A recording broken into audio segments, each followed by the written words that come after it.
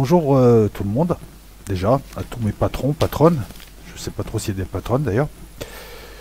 Comme le veut la tradition, je vous souhaite, je vous souhaite le meilleur pour 2020. Hein. En plus, c'est ma première vidéo. Hein. Elle sera peut-être pas première en ordre de publication, mais c'est la première vidéo. Je tenais absolument à la faire. Je m'excuse de l'avoir faite en retard. Je devais vous la livrer pour décembre, mais le sujet est très dense. Et il suffit pas de le lire, il faut aussi le synthétiser et puis le réécrire. Et le réécrire en le comprenant. Voilà, bon, vous l'avez compris, je me répète encore, je fais des notes de synthèse. Voilà, je prends plein de documents sur un sujet et je hiérarchise les documents, je les lis, je prends ce qu'il y a à prendre, j'enlève ce qu'il y a à enlever, je le réécris. Et pour le réécrire, il faut le comprendre avant. Troisième partie, très très dense, puisque là on va voir le capitalisme qui va devenir adulte et qui va virer sénile, qui va virer diabolique même. On a vu jusque-là le système féodal devenir seigneurial, avec le retour d'une autorité suprême, hein, le renforcement de l'autorité du roi au fur et à mesure du Moyen Âge. Puis la nécessité d'évoluer, puisque la route des Indes était barrée, il faut de nouveaux marchés. Le système féodal et même le système seigneurial ne permettaient pas de nourrir toute la population, beaucoup de famines. Il fallait trouver un modèle économique qui puisse. Et c'est ça, hein, c'est le capitalisme, je le dis là, je vais le répéter, en lui-même, c'est le modèle qui permet de faire vivre 7 à 8 milliards de personnes, avec ses avantages et ses inconvénients. C'est le moins pire des systèmes. Le moins pire parce qu'il permet à la science et à la technologie, on va voir aussi, il y a un côté biblique, hein, le capitalisme est une religion, je vais aussi vous le démontrer. Comment dire ça, les gens qui parlent de système troc et autres, mais tu fais pas vivre 8 milliards de personnes, tu peux pas faire vivre 8 milliards d'agents économiques de cette manière, tu peux pas permettre à la science de progresser. Voilà, les autres systèmes, on les a vus, ne permettent pas les innovations, la technologie, l'émancipation. Voilà, c'est très luciférien en fait. C'est où on vit dans des cycles, comme les animaux, c'est pas péjoratif, reliés à la source, où on décide de s'affranchir et d'utiliser la ligne droite. Et la ligne droite, c'est le capitalisme, entre autres. Et tout ce qu'il amène avec lui, les changements sociaux, les changements technologiques, les innovations technologiques et autres. Et là, la ligne droite, c'est croissance illimitée. C'est le point faible d'ailleurs du capitalisme. On va voir, et on l'a vu déjà, hein, c'est simple, hein, la science. Je maîtrise les lois de la thermodynamique. Je découvre que la vapeur peut me permettre de produire un travail, un mouvement. Ça, on rentre dans la technologie. La technologie, c'est comment je vais faire ensuite. C'est pas tout de trouver des lois physiques, mais comment je les raccorde. On va voir que la machine à vapeur, même si elle apparaît au XVIIIe siècle, ce n'est qu'au XIXe, qu'elle commence et qu'elle permet la première révolution industrielle. Cette technologie permet aussi les explorations, les grandes découvertes, les galions, les caravelles ont permis d'aller beaucoup plus loin, de manière beaucoup plus sûre. Et il faut se rappeler qu'à travers cette histoire du capitalisme, les autres branches continuent à progresser, la science continue à progresser. Vous verrez qu'au XIXe siècle, c'est le siècle de la science, c'est impressionnant. Hein. L'électromagnétisme qui donnera l'électricité, la physique quantique, fin de siècle, hein, on est d'accord. Hein. Et puis c'est surtout le début du siècle d'après, le XXe, mais qui amènera l'informatique, vous verrez que ça jouera un rôle. La thermodynamique, la mécanique des fluides, la chimie. On est la civilisation du fer, de l'acier. Donc la technologie permet l'exploration et permet le militaire. T'explores certes, mais t'as intérêt à avoir de bons fusils. Et ces explorations et ce militaire ont permis ensuite de prendre des marchés, de prendre des terres, de prendre des territoires, de dominer des gens sur ces territoires et de s'approprier, pas forcément en volant, hein, ça peut être aussi, voilà, le commerce triangulaire, c'est pas je vais voler. J'amène de la verroterie que j'ai chez moi, je la donne à des gens qui en ont pas, parce qu'ils ne peuvent pas la faire eux. Et eux, ils me donnent des matières premières qui valent beaucoup chez moi, enfin en tout cas qui valent beaucoup en Amérique. Là, il s'agit de l'esclavage étant la première source d'énergie. Et ensuite, moi, je rapporte des matières premières, de l'or, du tabac, etc. Créant de nouveaux besoins dans ma population. Alors on avait vu ce capitalisme-là, qui démarre avec la découverte de territoires, de nouveaux territoires, de nouvelles ressources, de nouveaux sujets. On a vu la colonisation en premier de l'Amérique du Sud, qui s'arrêtera au 19e siècle, puisqu'au 19e siècle, c'est surtout l'Afrique et l'Asie qui sont colonisées de manière rationnelle, et qui permettront, n'ayons pas honte de le dire aussi, le capitalisme, la richesse que nous avons, notre mode de vie vient de la colonisation. Mais là, on n'est pas là pour faire la morale. C'est pas une histoire de blanc, de noir, d'arabe, tout ça, c'est une histoire d'humanité. Des gens dominent d'autres gens, mais ils l'auront aussi apporté, même s'ils l'auront pris. Et comment dire ça? Lorsqu'on parle de la France, mais si la France ne colonisait pas, d'autres auraient colonisé. Tout le monde faisait pareil. C'était une course, c'était une concurrence, c'était une rivalité, c'était à base de canonnières devant Tanger, les Allemands qui voulaient leur bout de ci, leur bout de ça. Voilà, donc voilà, la morale dans cette analyse n'a pas lieu. Je n'ai pas dit que l'esclavage c'était super, je n'ai pas dit que la colonisation c'était super, mais enfin, c'est humain, donc au bout d'un moment, on va arrêter de parler. Sinon, on fait quoi? On parle d'une personnalité, je vais te parler de ses maladies, c'est pas bien. Là, c'est pareil, c'est une maladie. C'est une maladie qui a amené des choses. Il n'y aurait pas d'ordi s'il n'y avait pas de colonisation. On aurait pu continuer 3 milliards d'années à vivre dans des cycles. On a vu l'apparition, donc avec les temps modernes, avec l'époque moderne, 15e, 16e siècle, du capitalisme commercial, mercantile, juvénile, adolescent, car il lui manquait encore d'autres choses, des nutriments, des choses, une ossature. Durant cette adolescence, on peut le comparer voilà, à un être. Les outils se créeront. On voit là l'apparition de la banque, de la haute banque, la recherche d'une politique monétaire. On voit les outils économiques se mettre en place, les outils juridiques petit à petit, et ça on va le voir. Bon, ça s'est accéléré au 19e siècle, on voit la mise en place de marchés. Le capitalisme, c'est une religion. Religion vient de religarer. Religarer, c'est relier. Relier les hommes, relier les faits. Et là, on fait quoi? On relie des gens, on relie des gens par le biais de marchandises, de nouveaux marchés. Internet aussi, on relie. Sauf que là, l'espace est adimensionnel. Là, on trouve les Amériques, on va s'investir en Afrique, en Asie, on reliera les gens. Le marché, c'est ni plus ni moins que relier les gens. La bourse, c'est pareil.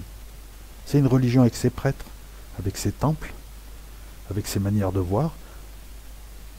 Sauf que là, on t'annonce le paradis en temps réel, et qu'après, il n'y a rien. Le capitalisme, c'est, vu par les religions, c'est Mamoun. C'est surtout la bourse, d'ailleurs, vous allez voir. On voit arriver, avec l'or, les épices, le tabac, le chocolat, la pomme de terre, les esclaves. On voit se faire des fortunes, la bourgeoisie, les armateurs, les assureurs, la banque. On voit aussi des changements sociaux qui sont entraînés par tout ça. Vous voyez, on est parti de la science. Les gens mangent mieux, ont d'autres besoins plus superficiels, les gens meurent moins de famine. Je dis pas que c'était bien, mais enfin voilà, c'était beaucoup mieux. Donc les gens, ils ont plus le temps, l'imprimerie amène les livres, donc les gens, ils ont plus le temps, on le verra au XVIIe, XVIIIe siècle, de se cultiver. Il y a des écoles, il y a des universités, il y a des choses, pareil, je dis pas que tous les enfants allaient à l'école, mais enfin, se fait une densité culturelle, se crée une densité qui permettra une densité scientifique, qui amènera les prochaines découvertes qui là feront... On peut parler de transition de phase au 19e siècle, c'est-à-dire un saut quantique, passage d'un état à un autre. On voit des évolutions politiques, puisque il y a de moins en moins de monarchies de droit divin et beaucoup plus de monarchies constitutionnelles, hormis en France. Et ça va gêner. Le problème de la France dans le capitalisme, c'est qu'elle a toujours un train de retard, parce que y a un énorme conservatisme. Pour un pays révolutionnaire, c'est marrant. Les Anglais ont été beaucoup plus révolutionnaires avec leur monarchie constitutionnelle que nous-mêmes, avec d'un côté une monarchie de droit divin et ensuite quasiment la même chose, une république jacobine. On a remplacé le monarque par le président. Bon ben, l'avantage c'est que le président peut se casser au bout de 5 ans, 7 ans. On a vu aussi ce mouvement des enclosures depuis le XVe siècle qui amène qui fonde l'idée de la propriété privée, qui amène la première révolution industrielle. Le mouvement des enclosures, c'était pour faire rapidement, on a commencé à mettre des clôtures et on a commencé à dire ça c'est à moi et ça c'est pas à toi. Ce qui fait qu'avant les parcelles n'étaient pas séparées. Les gens se regroupaient pour faire les mêmes travaux sur toutes les parcelles. Par exemple, à un moment donné, c'était le temps de faire du blé, ils faisaient tous du blé. Il y avait un droit de glanage, c'est-à-dire les pauvres pouvaient, après qu'on ait tout récolté, pouvaient récupérer ce qui restait. Il y avait différents droits, etc. Là, c'est la propriété privée. Ça commence en Angleterre. Mais il manque l'important. Parce que là, pendant 4-5 siècles, on va aller au bout du bout. Et ça va tourner après à vide. Ce qui amène ce capitalisme, c'est la découverte de nouveaux marchés qui a aussi impulsé la science. C'est surtout ça. Ce qui va amener la révolution industrielle, donc le capitalisme qui rentre à maturité, c'est la science. La science, c'est Dieu. Et le financier, c'est le diable. L'un donne vie à ce qui arrive, l'autre l'entretient. S'il n'y a pas de banque, s'il n'y a pas de bourse, s'il n'y a pas de monnaie, l'économie s'effondre, c'est son sang. Vous verrez que les images de vampirisation aussi ont leur raison d'être. On le verra un peu plus tard. Le 18e est fécond en découverte, mais alors le 19e, voilà, comme je vous l'ai dit, allez voir le nombre de scientifiques, ça démarre par les mathématiciens, Gauss, Riemann, Maxwell en électromagnétisme. Ça donne l'électricité, deuxième révolution industrielle. Ça donne ton niveau de vie. Enlève l'électricité chez toi, tu vas voir comme ton niveau de vie va se transformer. Il va se bouleverser, j'ai envie de dire. Essaye. Un jour, tu as une panne électrique, tu vas comprendre que tu dépends vraiment de l'électricité. À un point tel que...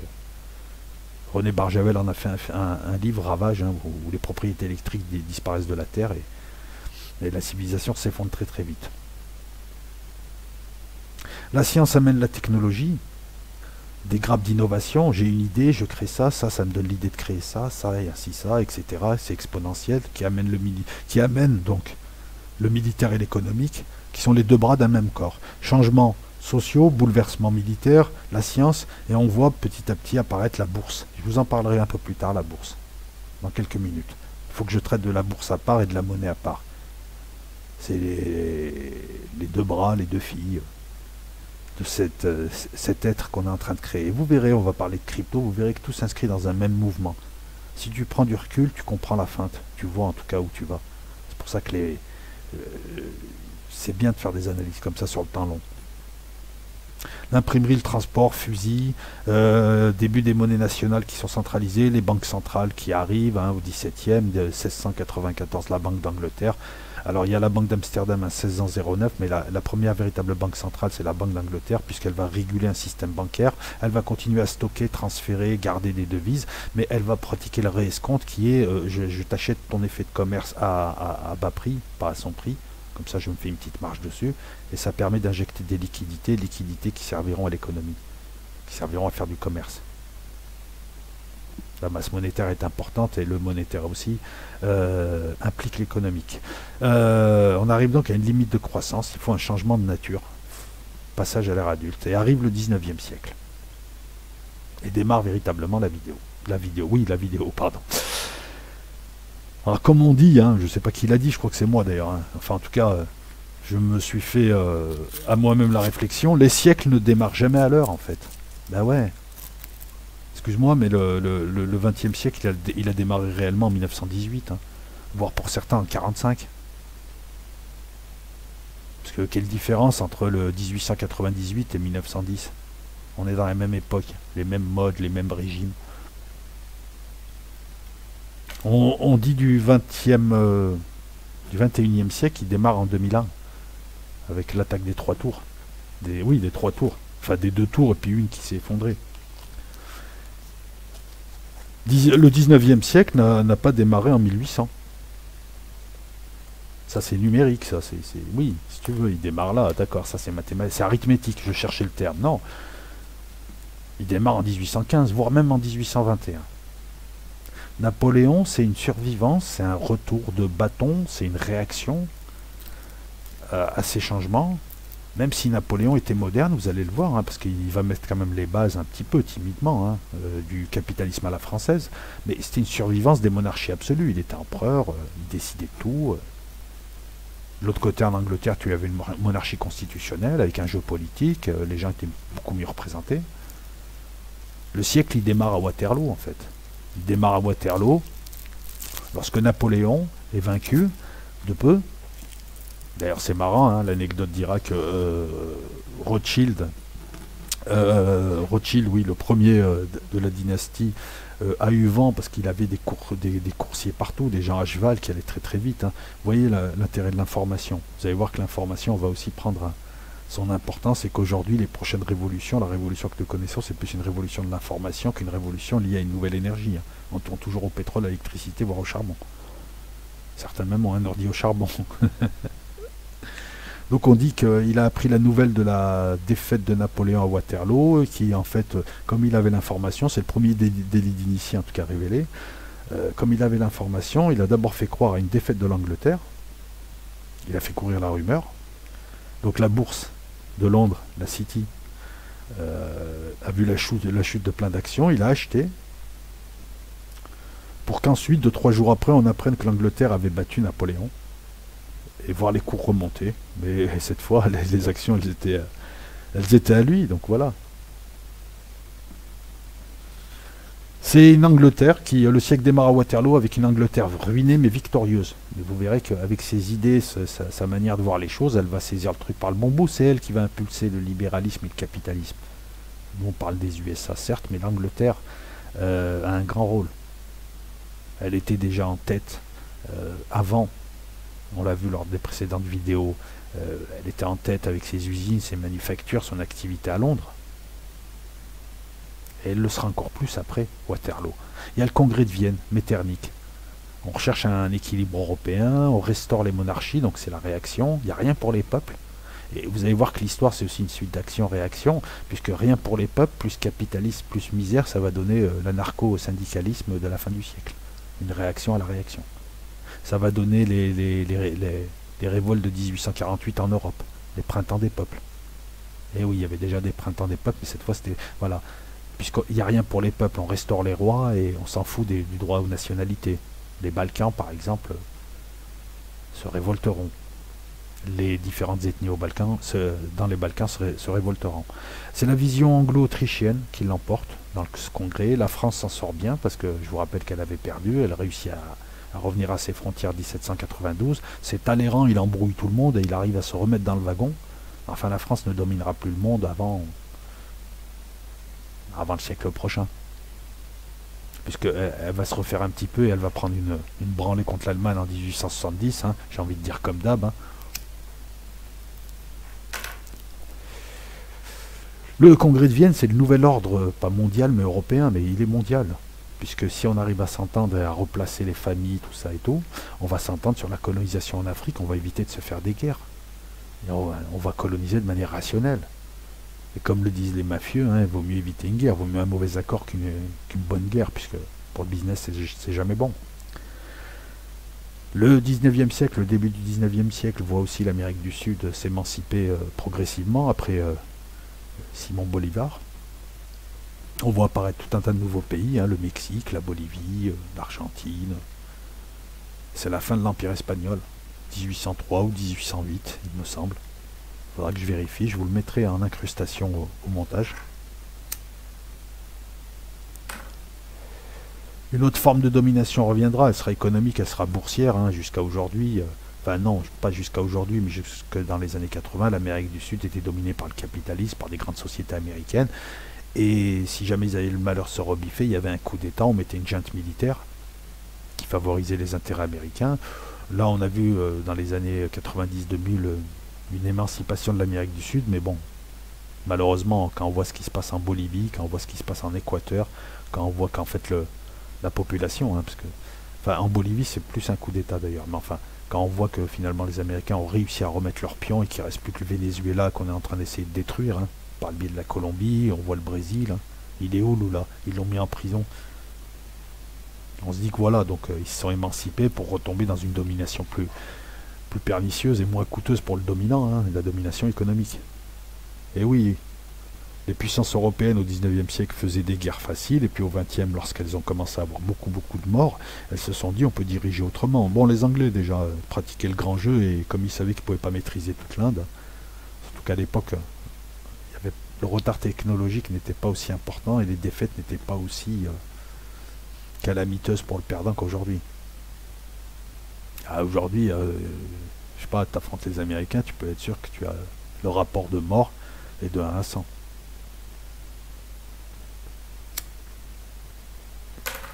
Je vous laisse aller voir le grand jeu, les notions de grand jeu qui se déroulaient en Afghanistan, au Pakistan, au 19e, entre la Russie, l'Angleterre, les puissances locales, et puis ce qu'on appelle le grand jeu au Moyen-Orient qui se déroule en ce moment même, hein, en live, avec possibilité de guerre là, hein, puisque c'est chaud en ce moment en Irak.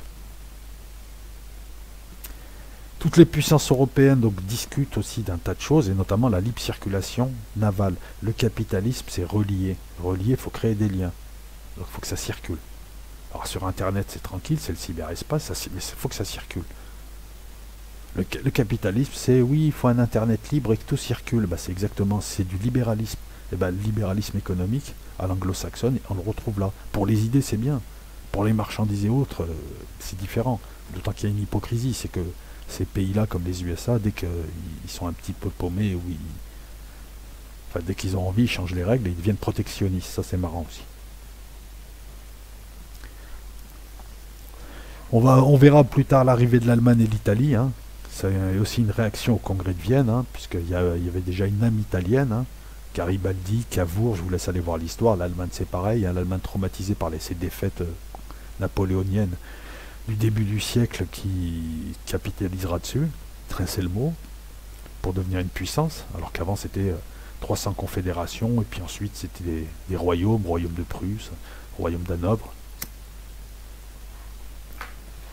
Action, réaction. Le 19e siècle bougera politiquement, bougera sur tous les plans.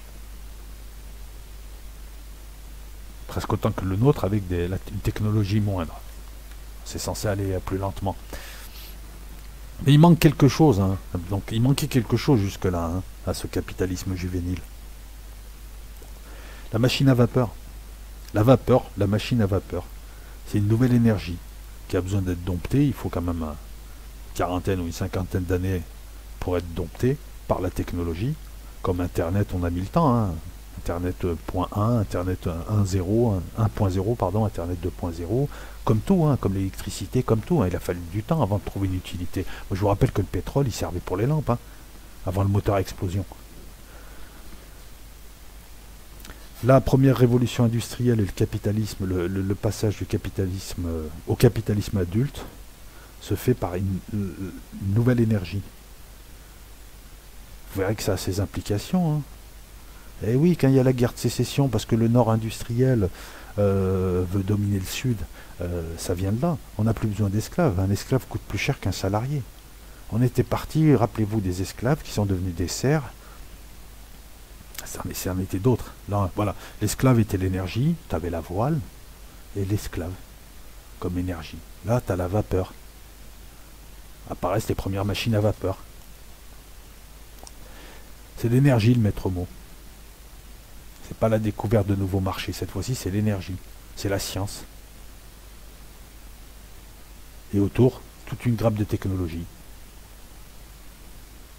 C'est au centre de tout, hein. Sans énergie, pas de transport, pas d'échange, pas de commerce. Voilà, le chemin de fer fondera la première révolution industrielle. Ce chemin de fer qui permettra d'acheminer des marchandises, qui permettra d'acheminer des gens dans des villes, qui provoquera l'exode rural qui est la première immigration.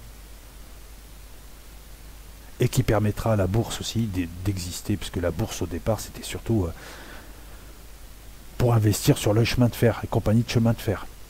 On en parle après de la bourse. C'est la banque aussi qui prend le pas, hein. Allez lire un peu Zola, hein, l'argent, la bête humaine, qu'est-ce qu'il y a encore, le ventre de Paris, enfin allez lire Zola, il décrit bien cette époque, enfin il décrit plus la Troisième République, hein, mais on y arrive. Le chemin de fer, les trains, la machine à vapeur d'un côté. On voit la haute banque et les bourses. Enfin, les bourses qui commencent à évoluer. Parce que la première bourse, elle date du XVIe siècle et elle est à Anvers.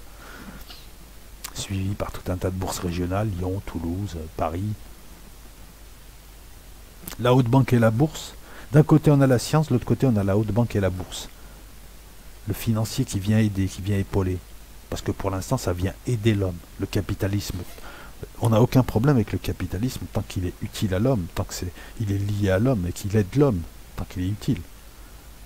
C'est lorsque le capitalisme domine l'homme et que l'homme est asservi au capitalisme qu'il y a un souci. Quand tu vires des gens parce que l'entreprise ne fait pas assez de bénéfices, là on est dans le spéculatif, on est dans le financier pur.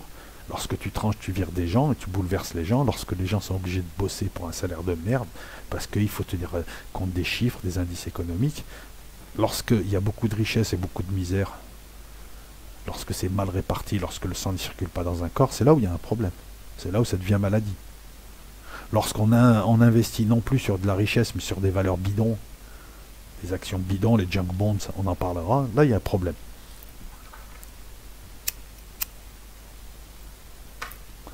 La science est le démiurge qui fait naître. La finance maintient en vie. On a Dieu et le diable.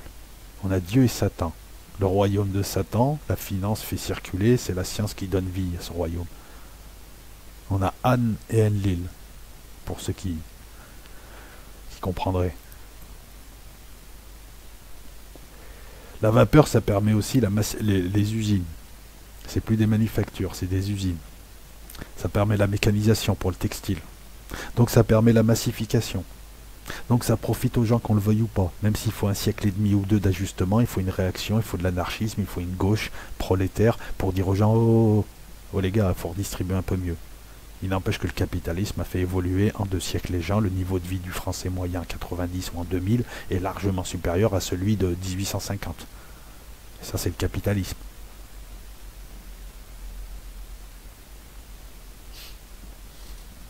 Des transformations sociales, le niveau de vie qui s'élève. Voilà. Après, c'est un cercle vertueux. Hein. C'est des gens, c'est une densité culturelle, une densité scientifique, etc. etc. Il y a l'exode rural. Et il a fallu que ça s'ajuste, hein, tout ça. Donc, les grosses misères, allez lire Dickens pour l'Angleterre. Misérable. Je vous mettrai des images un petit peu de l'Angleterre de l'époque. Allez voir, c'est la misère. C'est Calcutta, mais en Angleterre, quoi. La société doit s'adapter. Tout le 19e siècle, donc thermodynamique, électromagnétisme, physique microscopique qui deviendra et qui amènera la 4e révolution industrielle, qui amènera le quantique, qui amènera l'informatique. La chimie, c'est important, la chimie. Le point de fusion de ceci, le point de fusion de cela, ça permet l'acier, ça permet la fonte, ça permet les alliages, c'est l'arrivée de l'aluminium, l'arrivée de tout un tas de choses, et ça donne de la valeur à des matières premières qui n'en étaient pas, jusque-là, qu'on ne pouvait pas utiliser. L'optique, et tout un tas de choses. Le 19e, c'est 3e République affairiste, c'est les premiers scandales, on en parlera aussi lorsqu'on évoquera la bourse.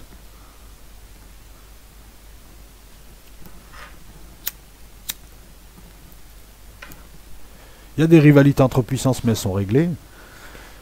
Ce n'est pas la peine que je te fasse une chronologie. Là, je vais plus t'indiquer des mouvements, parce que le sujet est dense et ça ne servirait à rien d'énumérer telle année, même si je vais te donner quand même des années, t'inquiète pas. C'est très important aussi de... Mais voilà, on va te parler du droit du travail qui commence à s'ébaucher. Grâce à l'apparition, voilà, il y a des grèves. Tout le 19e siècle en France, on a tiré la troupe, les CRS, quoi. On tirait sur la foule. D'ailleurs, on est revenu à ça, hein. La troupe qui tire sur la foule, hein, que ce soit pour éborgner ou pour tuer, c'est la même chose. Les mines, dans le Nord, hein, voilà, Germinal, encore Zola, hein, Germinal. Ça a donné l'anarchisme, ça a donné les syndicats, ça a donné la défense du prolétariat, ça a donné voilà, la création d'une force, hein, parce que c'est comme ça que ça marche dans la vie. Hein. C'est des forces qui s'affrontent et qui se neutralisent ou qui s'équilibrent. Hein.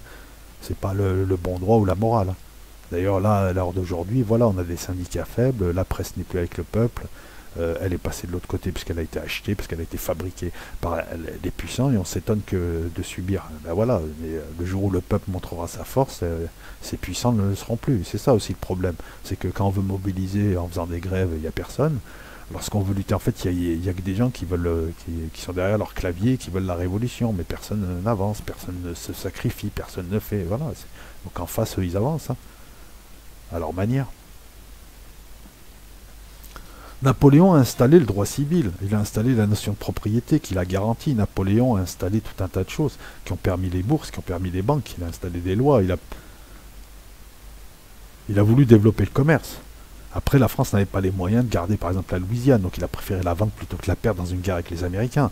La France a quand même gardé ce qu'elle pouvait garder, mais enfin on a une Angleterre qui, c'est simple aussi, hein, le capitalisme c'est une histoire de marché. On a une Angleterre, 500 millions d'habitants, tout le Commonwealth, 33 millions de kilomètres carrés, on a une France de 10 millions de kilomètres carrés, 50 millions, 10 fois moins. L'une a un marché de taille critique et a su décoloniser, l'autre a décolonisé dans la douleur. Les Anglais ont profité du Commonwealth pour avoir des marchandises de partout, à bas prix, et ça lui a permis de se développer. L'île, l'Angleterre à la base, c'est rien, c'est un caillou tout pelé où il pleut tout le temps. Très peu de matières premières. Là, à l'heure où je te parle, c'est le financier qui fait vivre l'Angleterre. L'Angleterre, c'est quoi? Elle s'est présentée par les libéraux, en tout cas les idées libérales, c'est nous avons un territoire avec une population plus ou moins intelligente. Venez vous installer chez nous. Ça a été des industries, ça a été aussi tout ça, hein, mais quand tu as 500 millions de personnes et tu as un marché de taille mondiale, il est clair, et en plus tu sens les trucs et c'est toi qui impulse les changements, il est clair que tu seras premier. Le droit civil napoléonien annonce cette révolution bourgeoise. On a un droit commercial qui arrive, un droit bancaire, le droit de propriété, des lois sur les brevets. Écoute, c'est simple, hein, le capitalisme sur un plan, je rentre un petit peu dans le détail, enfin vite fait, sur un plan juridique, la société anonyme, 1863 en Grande-Bretagne, 1867, la société anonyme. Jusque-là, il y avait très très peu de formes sociales, c'était des sociétés en commandite, c'était des gens qui se groupaient, qui engageaient leurs biens personnels. La société anonyme, c'est la possibilité de lever des millions, des centaines de millions, sans mettre en demeure ta richesse privée. C'est la possibilité de monter des grosses boîtes, des grosses structures qui elles-mêmes pourront s'investir, des grosses compagnies dans des grands travaux. C'est pas trois mecs hein, qui peuvent exploiter une mine de cobalt ou une mine de charbon. C'est fini le temps des armateurs où on réunissait une centaine de bourgeois, on affrétait un bateau, ils mettaient les marchandises qu'ils avaient achetées ou qu'ils comptaient acheter, et hop, allez, départ pour les Amériques, etc. C'est fini. Là, on va avoir besoin de milliards, de millions pour faire des chemins de fer, pour exploiter des mines, pour aller en Inde s'établir et commercer le thé, pour aller embêter les Chinois et faire la guerre de l'opium, parce qu'on veut forcer les Chinois à acheter notre opium. Si, les Anglais l'ont fait, ça, au nom de la démocratie des droits de l'homme. Ils ont fait la guerre aux Chinois, parce que les Chinois ne voulaient plus de l'opium anglais, ils veulent pas se droguer. Ah, ben, on te fait une guerre. Allez voir un petit peu si véridique. Ah, le 19e siècle, ils étaient pas tendres, les mecs. Hein. Ils prétendaient apporter la lumière. Ils n'avaient pas encore découvert l'électricité, alors que c'était juste pour aller voler des gens et les dominer, parce que c'était obligé, c'était ça où ton pays coulait, quoi. Et si c'était pas toi, c'était l'Angleterre, l'Italie, l'Allemagne, que sais-je encore. Et ouais, c'est malheureux. Comme quoi, il faut jamais être faible. La France a décolonisé dans la douleur. Hein. Elle a gardé quoi? Non, mais soyons honnêtes. Elle a gardé des pays qui sont plus des boulets qu'autre chose pour elle. Je veux dire, qu'on arrête de me faire croire qu'on a besoin du Niger pour l'uranium, c'est du pipeau tout ça. C'est du pipeau. Ou qu'on est là-bas pour piquer un pseudo-pétrole malien qui n'est même pas encore extrait. C'est des conneries. Non, mais il faut être honnête. Je veux dire, hein. Puis de toute façon, c'est une réalité ce que je te dis. L'Angleterre a gardé l'Inde, nous on a le Mali. S'il te plaît. Bon, ben voilà. Ce n'est pas une injure faite aux Maliens, c'est la vérité, c'est tout. Je veux dire, le Mali, c'est pas le Mali qui va bouleverser, ou le franc CFA, qui représenterait très peu de la masse monétaire française, qui vont apporter quelque chose par rapport à ce qui a été versé. Alors de l'autre côté, les Anglais ont leur suprématie, c'est grâce à l'Inde, c'est grâce aux... Ah, les Hollandais, eux, t'es malins aussi. Ils sont allés en Asie, c'est les Philippines, c'est l'Indonésie. Ils se sont installés, mais eux, c'était pour vendre, acheter, vendre, acheter. Eux, ils colonisaient d'une autre manière. Chacun sa colonisation. Et nous, à la fin, ça a donné la guerre d'Algérie, ça a donné plein de guerres, ça a donné du ressentiment, ça a donné... Et au final, en plus, la population française n'en a pas profité véritablement. Le capitalisme a profité des colonies. Les populations, un peu moins. Oui, l'élévation du niveau de vie, oui, c'est vrai. Les bourses de valeur. Donc après l'embryon des sociétés anonymes hein, qu'on avait vu en Flandre, non. En Flandre, il y a eu des embryons de sociétés en commandite. En France, on a vu les premières sociétés en commandite simple, commandite, je ne sais plus comment on dit, hein, je vous mettrai ça en incrustation. En 1802 en France, l'ASA permettra, avec Rosindustrie, permettra les dynasties d'industriels français, les Schneider et compagnie. Les bourses de valeur, donc Anvers 1540, cotation d'actions. Puis petit à petit en France, en Grande-Bretagne, on voit le financier donc qui se développe. Ça fluidifie l'économie, comme je vous l'ai dit. En France, on épargne beaucoup. C'est une économie de rentier qu'on verra aussi. C'est ce qui fera prendre du retard. La banque qui s'installe, donc jusque-là, la banque prêtait aux puissants. On voit maintenant de la haute banque qui prête aux riches. Et puis on voit des banques pour des commerçants. On voit la caisse d'épargne, par exemple, en 1818, qui, elle, draine l'épargne des gens. des petites gens. On entre à l'âge adulte. La France est en retard par conservatisme. Banque centrale en 1800 quand l'Angleterre l'avait en 1694. Droit civil alors que la common law était déjà plus adaptée. L'Allemagne et l'Italie arriveront en retard. J'oublie de citer la Flandre qui était, comme l'Angleterre, c'était un bassin aussi de commerce, la Flandre. Hein. Le nord de la France, la Belgique et l'Angleterre, c'était pareil. Hein. D'ailleurs, l'Angleterre profitera des guerres de religion pour récupérer tous les commerçants protestants et autres qui sont barrés de France. La banque, elle draine l'épargne. La bourse draine les investissements. Londres est la première bourse de commerce avec la City. D'autant qu'elle commence à avoir une monnaie qui circule, monnaie papier. La Grande-Bretagne, parlementarisme. Surtout, mais marine marchande et militaire qui lui permet. La sidérurgie, la métallurgie, le textile, l'acier, des usines. C'est la première révolution industrielle. Donc voilà, l'Angleterre, la Wallonie au milieu du 18e et surtout au 19e, et la France et la Suisse début 19e. Il viendra ensuite l'Allemagne et l'Italie, qui, de par leur constitution, développeront des modèles industriels différents, mais bon, bah, ça donne aussi comme des puissances. Hein, l'Allemagne, la Ruhr, l'Italie avec des grandes firmes, contrairement à ce qu'on dit, son économie n'est pas bâtie que sur des petites trattorias, c'est des grandes firmes dans l'armement et autres. Les Italiens, ils sont partout.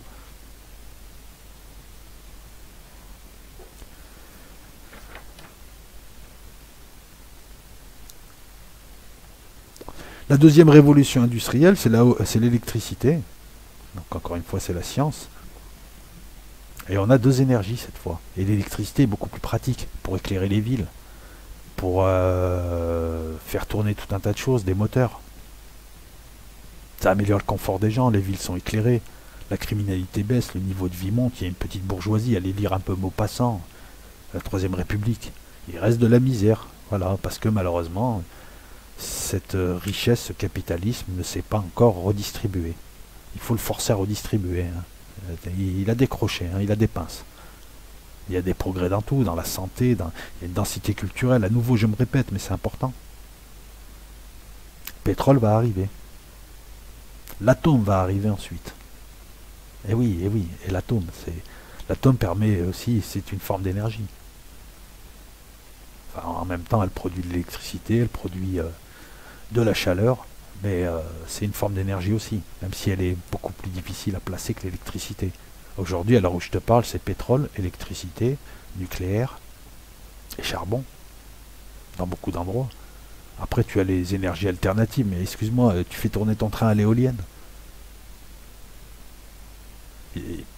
Les gens qui veulent juste des énergies renouvelables, il faut leur dire que c'est pas possible. Ou alors il faudrait couvrir la moitié de la Terre en éolienne, en hydrothermique, en tout ça, et il faudrait diviser par 10 nos demandes en consommation. Et tu peux pas. Tu peux pas couvrir la Terre entière. Je veux dire, voilà, c'est ça aussi. On n'a pas trouvé plus propre que le nucléaire ou l'électricité. L'électrique, fournie par le nucléaire d'ailleurs. On a une énergie qu'en produit une autre. L'énergie, c'est pas une matière, c'est un concept. C'est un concept, c'est ce que dirait Platon, c'est une idée. L'énergie, elle est représentée. C'est comme la mort. La mort, elle se balade pas. Elle ne peut être que représentée par les mourants. L'énergie permet un mouvement, un changement, une transformation, un travail. Donc le nucléaire permet un travail qui permet l'électricité. Par le biais de la chaleur. La deuxième révolution industrielle, c'est la houille blanche. Je viens d'une région qui a pratiqué, moi je viens de Grenoble. Grenoble, Lyon, c'est la capitale de la houille blanche. C'est-à-dire la création d'électricité par l'hydraulique, par des chutes d'eau. Encore une fois, je vous invite à... Et on a aussi des innovations technologiques qui sont importantes, comme la TSF, comme le fusil minier, comme tout un tas de choses qui accompagnent.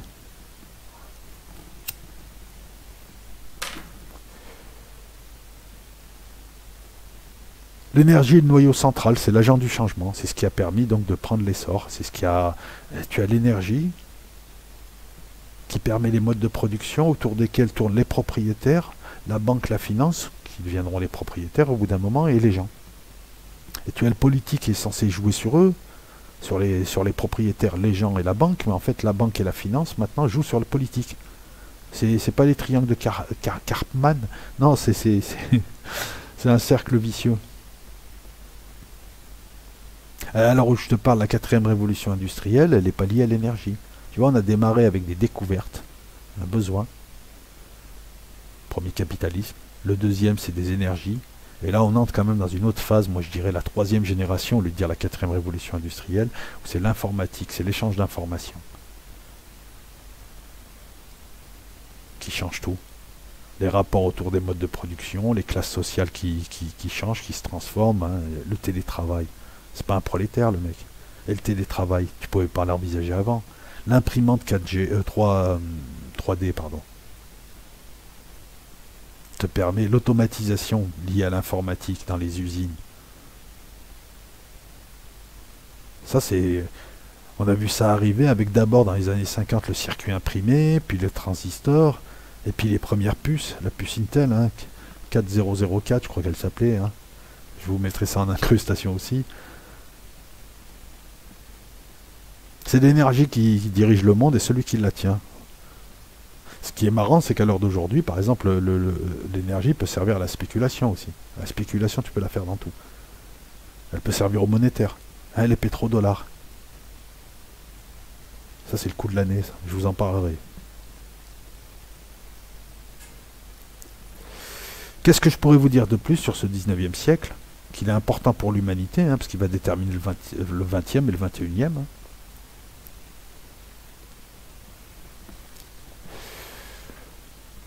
Non, ce qui est important, c'est la montée de la banque, de la bourse, et l'importance du monétaire. C'est ça qui est important. Les richesses, on va distinguer les richesses, le réel, l'or, le cobalt, les minerais, le blé, des valeurs. Tu vois, par exemple, la crypto, et je t'en parlerai tout à l'heure aussi, la crypto, c'est très souvent, les tokens par exemple en crypto, c'est de la création de valeur sans richesse, c'est adossé à rien. C'est si les gens achètent, ça monte, sinon ça monte pas. Et si les gens en achètent, c'est parce que ça a peut-être une petite valeur utilitaire, ou alors ils veulent spéculer. Les crypto-monnaies, c'est de la spéculation pure. C'est du foutage de gueule le reste. Et vous verrez que c'est encore plus vicieux que ça, mais bon.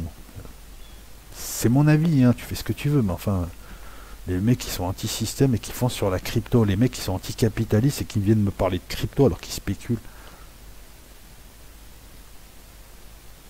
Il vaut mieux spéculer sur des richesses. Les premières bourses. Alors, regarde bien. Tu as les gens, l'économie. Enfin, tu as l'économie. À l'intérieur, tu as les marchés, tu as les gens. Ok, d'accord. Tu vois apparaître la banque qui est là pour rendre service. Je garde tes sous, je prends tes effets de commerce, je mets des sous, qu'est-ce qu'il y a d'autre, je fais en sorte que la monnaie ait une valeur, je fais en sorte que le système bancaire tienne la route, je sécurise. Encore une fois, c'est du lien. C'est pas dans l'espace, mais c'est du lien. C'est encore une fois une histoire de religion. Et cette banque commence à monter, en parallèle, elle a l'une de ses filles, la bourse. Ou l'une de ses sœurs, la bourse. On est en train de constituer des petits bouts de corps. La bourse, c'est Anvers, première place mondiale, qui va lier l'Inde à l'Amérique. Ah, voilà, bourse de valeur. 15e, 16e siècle. Tu as Lyon aussi, première place des emprunts publics à long terme. 17e, Amsterdam, on a la première cotation du multinational. On a une révolution boursière britannique qui est 6 fois plus importante que celle d'Amsterdam. D'entrée. Qu'est-ce qu'elle fait la bourse? Elle met en lien, encore une fois on relie, on crée des chemins. Mais quand tu relis l'Amérique à l'Inde, tu peux la relier en téléphone, tu peux la lier, en fait, tant qu'il y a un échange d'informations, de marchandises, de personnes. Il est important ce concept.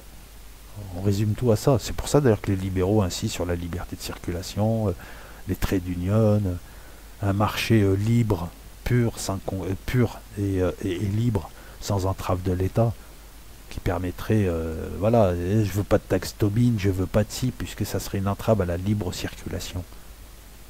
Il est là le maître mot. Le deuxième maître mot, énergie, circulation.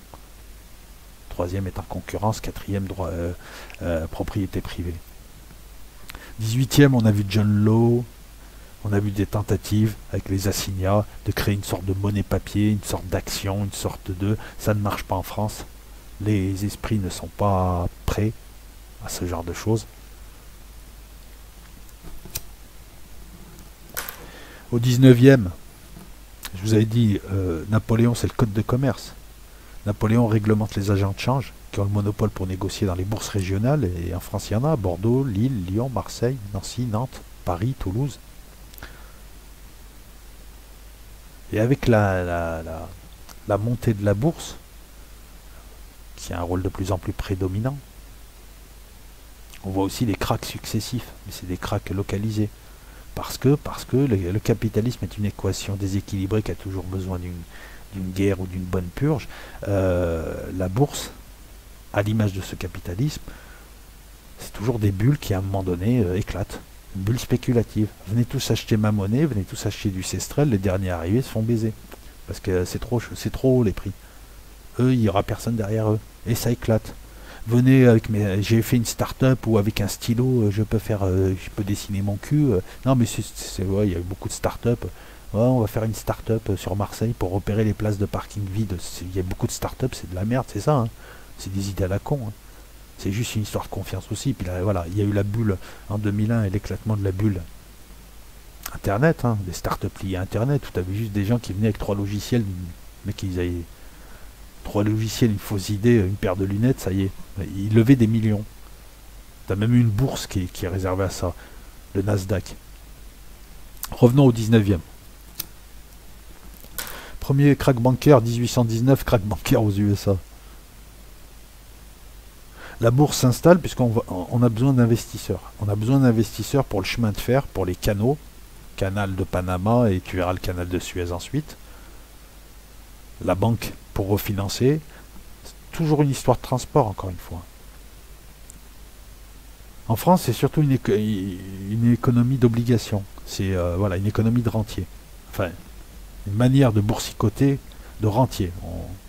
Alors qu'en Angleterre, c'est des actions. C'est tant de pourcents sur les bénéfices. L'obligation étant, tu me donnes tant et pendant 10 ans, et tous les ans, je te donne un pourcentage. J'ai une rente sur ce que tu m'as donné et à la fin, tu récupères tes billes. Et moi, pendant ce temps, j'ai fait tourner ton argent et j'ai fait plus d'argent. On est en retard sur la Grande-Bretagne. Le crack bancaire des USA en 1819, c'était simple, il y avait trop de cotations. Hein. Voilà, la bourse grandit, c'est un membre qui grandit trop vite et de temps en temps, il faut en couper un bout. Perte de confiance, les Anglais qui étaient les principaux investisseurs, ils investissent partout, réclament leur or. La bourse est aussi le début de la dette publique, où les pays, tout le 19e siècle, feront financer leur guerre en émettant des obligations. Ou alors lorsqu'on perd la guerre comme en France en 1871, on émet des obligations pour pouvoir donner jusqu'à 25% de son PIB à l'Allemagne.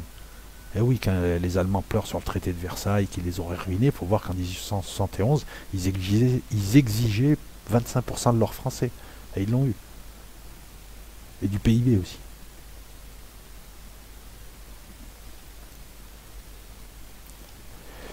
Là, la bourse est utile. Elle permet d'avoir des investisseurs qui eux-mêmes pensent dégager un bénéfice. Cet argent-là permet de développer les technologies que la science a permises. On va connaître ce qu'on appelle la Railway Mania en Angleterre, en 1820. Il y a besoin de beaucoup d'argent pour les compagnies privées qui investissent, pour poser les rails, pour acheter les locaux, les wagons, faire tourner. Comme je te l'ai dit tout à l'heure, en 1808, l'Empire espagnol meurt et on a de nouveaux acteurs, l'Argentine, le Chili, le Pérou, la Colombie, le Mexique, la Bolivie. Là, il s'avère que l'Amérique du Sud, il y a beaucoup de mines. Donc pareil, tous les investisseurs, beaucoup d'Anglais investissent partout d'ailleurs. Ils investissent dans les mines de cobalt, mines d'or, beaucoup de compagnies. Ils investissent beaucoup dans les compagnies minières sud-américaines. Je te l'avais dit, hein, on récupère autrement des territoires qui sont débarrassés de toi ou de tes amis américains. Enfin là, c'était plutôt tes amis espagnols. La bourse permet, là, le capitalisme, elle est un outil. Elle est un outil, c'est quand, comment dire ça, D'ailleurs, c'est le capitalisme. Et là, il y a la bourse qui permettra tout un tas de guerres aussi. Elle a un outil qui permet le développement. Elle fluidifie, c'est du sang. Il y a un endroit où, là, c'est pas j'emprunte à un banquier. Là, je fais un appel. D'ailleurs, le parallèle entre un token, c'est ni plus ni moins qu'une levée de fonds pour actionnaires sans les droits qu'ont les actionnaires. Puisque tu n'as le droit à rien. Tu achètes un truc, si ça monte ou ça descend, je vends pour faire de l'argent, pure spéculation. Pendant ce temps, le gars, il a levé des fonds pour un projet, plus ou moins fumeux. Alors qu'en achetant des actions, tu touches chaque année des dividendes. C'est encadré par la loi, tu sais ce que c'est. Il y a l'affectio societatis de la société qui fait que le projet n'est pas fumeux, c'est un projet réel et quelque chose qui tourne. Voilà, la crypto et les tokens ERC20 et les autres, enfin les tokens tout court, c'est ni plus ni moins, on va se débarrasser des obligations qu'on avait sur les actionnaires et on va leur prendre leur argent. Mais il n'y a aucune obligation de retour. Non mais pour te dire à quel point c'est une escroquerie. Après, bien sûr qu'une escroquerie, il faut l'enjoliver, oui, tu vas être un grand rebelle. Hein, tu vas mettre un t-shirt crypto, tu vas faire YouTube, tu vas être un grand rebelle, c'est vrai, avec la crypto. Ah oui, tu vas changer le monde, et tu vas changer le monde d'où? Non mais c'est n'importe quoi en plus. Quelle est la crypto depuis 2009, là, l'apparition de Bitcoin qui a changé le monde? C'est pour faire Jones de centre-ville, s'acheter une pizza. Elle n'a même pas cette valeur utilitaire. Elle est là la réalité. C'est un pur produit boursier, la crypto-monnaie. C'est assez rigolo pour les gens qui critiquent le système.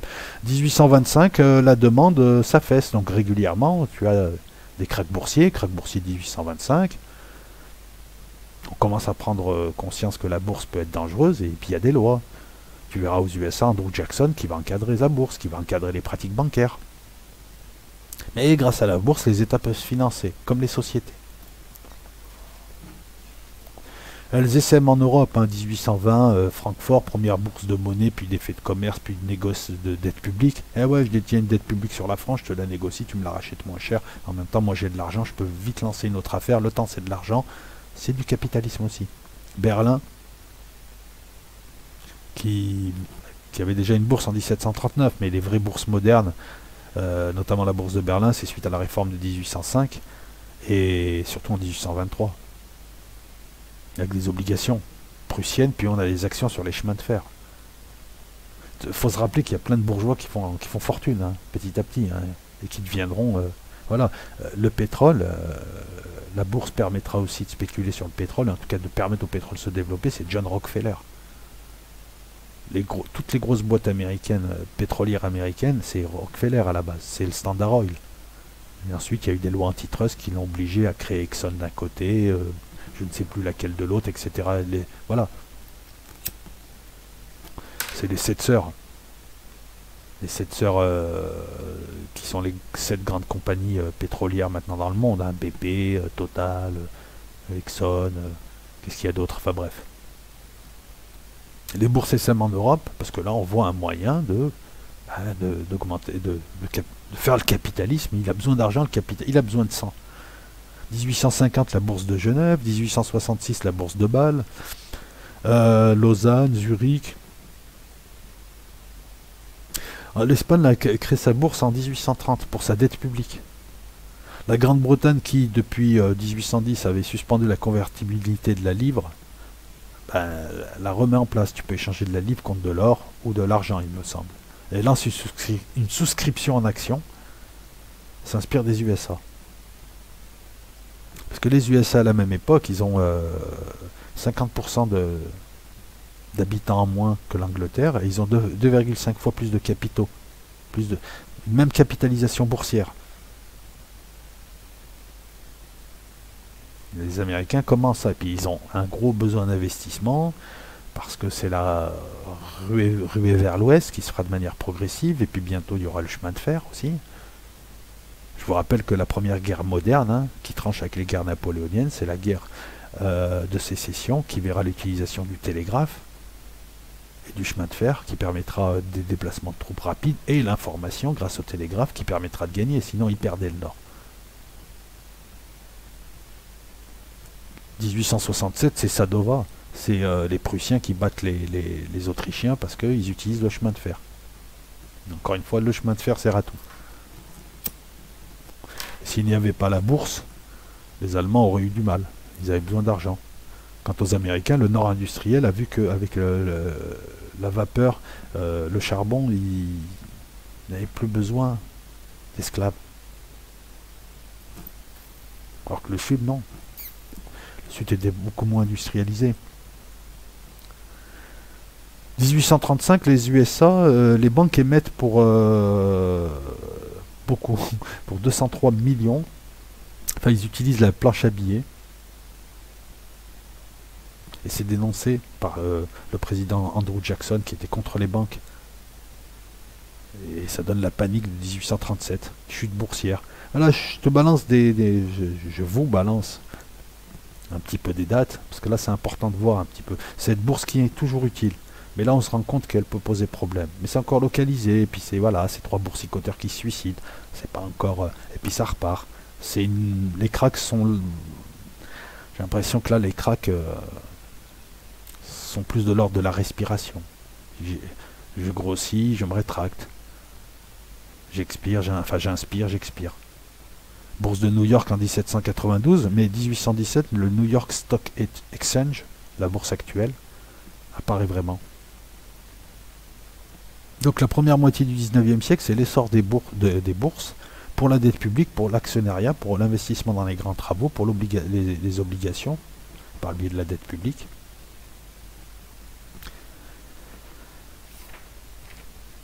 La panique boursière à la bourse de Philadelphie 1837 ne dérangera pas les autres bourses. On n'est pas encore dans la véritable mondialisation qui a aussi ses mauvais effets, notamment l'effet domino.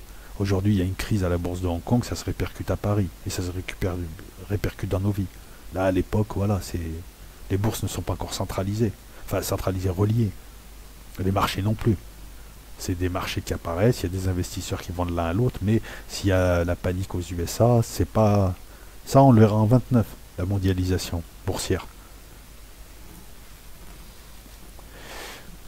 Le télégraphe permet aux bourses comme celle de New York de s'accroître. Le Pony Express, les journaux. Et si, c'est important pour les cotations, pour savoir tes cotations, pour transmettre l'information.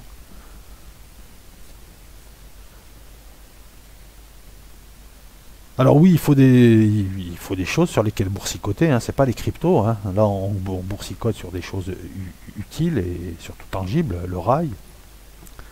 L'Angleterre, je t'ai dit tout à l'heure, en 1820, avait sa Railway Mania boursière, hein. Beaucoup d'investissements sur 115 introductions en bourse en 1825, 20 c'était pour des compagnies ferroviaires. En 1830, c'est les USA, Wall Street, hein, qui s'intéressent au rail. La bourse est une pompe à fric qui permet le développement industriel. La bourse et la banque. Et le politique suit avec les lois. La France a une décennie de retard sur l'Angleterre en matière boursière à ce moment-là. Et beaucoup en matière technologique. Hein, par exemple, la fonte au coq, le coq de charbon qui permettra de faire la fonte, une fonte de meilleure qualité. La France a 30 ans de retard. Elle a 20 ans de retard pour tout ce qui est tissage industriel. Tissage, textile, habits. Et oui. Entre 1835 et 1840, le capitalisme, la capitalisation boursière en France passe de 640 millions à 1,48 milliard. Et 37% pour les 20 compagnies ferroviaires. Donc la France commence à s'intéresser à cette manie du rail. Mais elle a un réseau ferré beaucoup moins développé que l'Angleterre et la capitalisation boursière, c'est surtout des obligations. Économie de rentier, c'est pas une critique, hein. Les actions n'ont pas la cote, hein, dans un pays de rentier. Puis beaucoup d'entreprises qui s'autofinancent aussi, hein. C'est des riches qui ont déjà l'argent. Et puis on ne draine pas beaucoup l'épargne encore. L'épargne des gens. La Railway Mania émerge véritablement jusqu'en 1947 et là, nouveau crack, hein, crack de 1847, une nouvelle respiration. Mais le problème de cette Railway Mania française, c'est que 60% des investisseurs viennent d'Angleterre. En France, l'investissement est 15 fois moins élevé. Et là, tu prends du retard. Et il y a moins d'argent pour bâtir moins de trucs. Pour des histoires de contrôle, hein. Le réseau anglais en 1845, c'est 200 compagnies. Et la moitié des 9200 km de rail en Europe.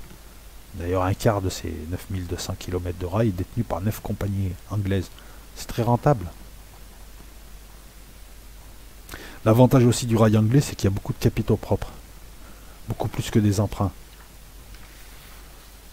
C'est de l'actionnariat et la richesse des gens qui se sont mis. Voilà, c'est mieux qu'un emprunt.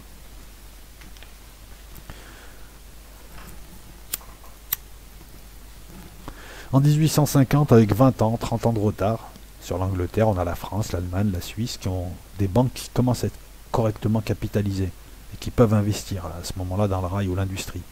Parce que jusque-là, tu pouvais ouvrir une banque avec 3 fois rien. C'était des petites banques, il y en avait plein, mais ça servait à rien. Elles n'avaient pas les reins solides, elles n'avaient pas l'argent. Là, si, on commence à avoir des grosses banques.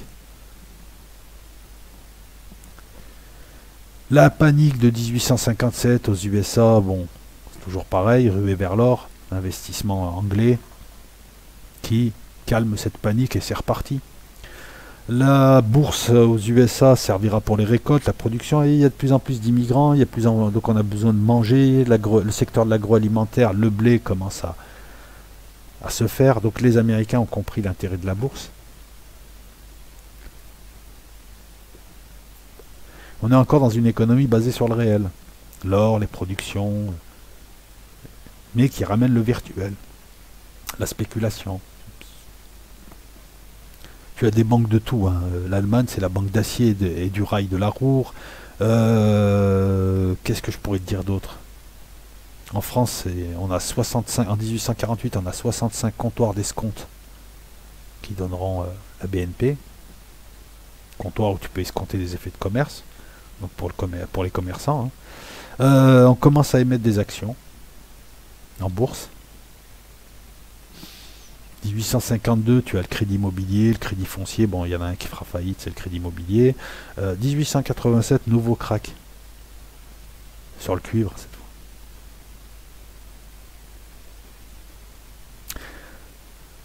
La France, encore une fois, c'est après 1850. Hein. C'est 1859 le CIC, 1864 la Société Générale et 1867 le Crédit Lyonnais, des grosses banques qui ont les reins solides, donc pour aussi pouvoir investir d'un côté et drainer l'épargne des gens qui permettra à ces banques d'investir. D'ailleurs, les banques capitaliseront l'épargne en bourse. Le transport maritime est prisé, hein. L'immobilier aussi. Les travaux haussmanniens ont été financés par la bourse. Ça donnera lieu à des spéculations d'ailleurs.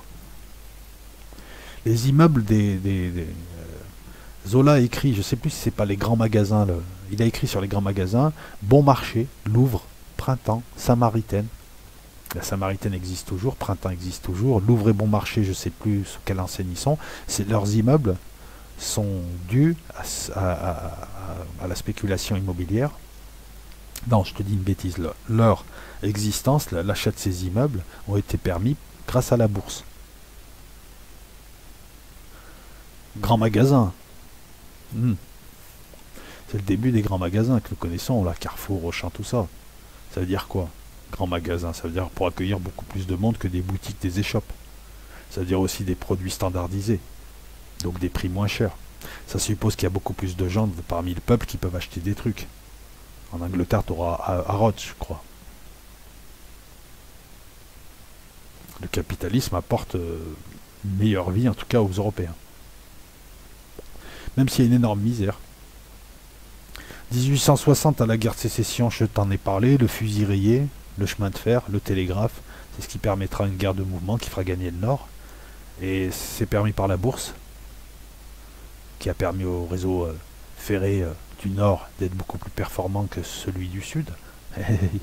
Et oui, deux modèles économiques, l'ancien modèle plus ou moins féodal avec des esclaves, des grands propriétaires terriens, mais pas assez d'argent pour développer, puis trop conservateur peut-être pour développer une technologie qui permettra au Nord de changer d'époque. Ils étaient déjà au 20e. Le Nord industriel contre le Sud féodal. Il y aura un large recours aux emprunts d'État, actions, obligations, les T-bonds, les treasury bonds.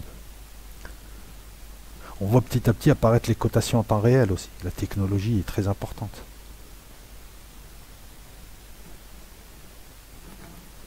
C'est en 1859 qu'on a le premier puits de pétrole moderne aux USA. C'est pas encore une énergie. Mais on sait que ça va être utile. Crack, scandale. La bourse s'adapte plus ou moins à la réalité. Le capitalisme est tributaire de confiance aussi. Hein. Jusque-là, donc, comme je te le montre là au fur et à mesure, jusque-là, la bourse sert. Même si elle a des effets indésirables.